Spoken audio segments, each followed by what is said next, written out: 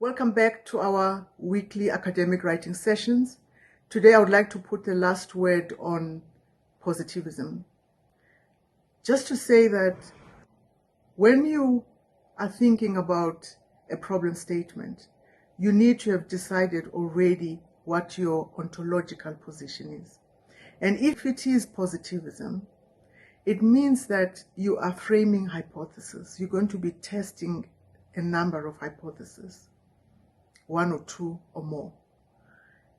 Therefore, your problem statement should include strong arguments that provide the reader with an understanding of what your assertion is. To arrive at that assertion, you need to have first identified the issue. You need to have understood the points to support that issue. In other words, the evidence, other citations, what other scholars have said around your assertion. Because an assertion is, in other words, a hypothesis. You are saying there is a relationship between, for instance, job satisfaction and organizational commitment. And to support that assertion, you need to provide a number of other scholars, not just to say so-and-so confirmed a positive relationship, but to actually articulate under what circumstances was that study done. So you need to come up with an issue as you are building up your argument. And before you even make an assertion, you need to have identified points that support your assertion and points that are arguing against your assertion, so that you can take your position as a scholar, because your thesis is really your position in relation to what other scholars have said, if your stance is a positivist stance. This is quite important because a lot of times students think they want to talk about their ontological view only when they deal with the methodology chapter. No, your positivist stance is going to be a golden thread that links your problem statement together with how you research that particular set of issues, to even how you validate.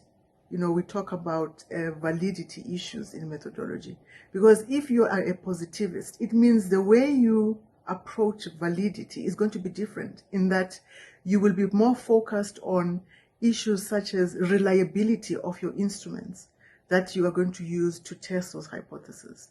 In other words, the analytical tools, how are you going to measure the variables? How are you going to analyze those variables? What analytical tools are you going to use to test your validity? Positivism is very clear. We look normally, that's when we talk about the Cronbach alpha. Now, different ontological positions require different ways of validating work. The point I'm trying to make here is that when you are embarking on research, it is critical that you decide your epistemological position before you go too far. Because the minute it doesn't fall into place, for instance, you talk about a hypothesis, or you talk about mixed methods, and you're not clear who you are, your research will have a lot of cracks. How do you decide on your worldview? It really takes exposure to the world, and it is quite normal to find that as you evolve your own consciousness, your worldview changes. As you get more exposed to the reality of the world, your worldview expands, and it evolves as your own consciousness evolves. And that is why I'm spending quite a bit of time on positivism, because as a researcher, it's I would say, a low-hanging fruit to start from the position of positivism, so that as you get to understand the world better, as you evolve your own consciousness, you will find that it's not satisfactory anymore to just take a positivist stance, because you will realize that positivism has got its own weaknesses and it has its own strengths. Some of the weaknesses of positivism is that it is not always applicable in certain cultural contexts.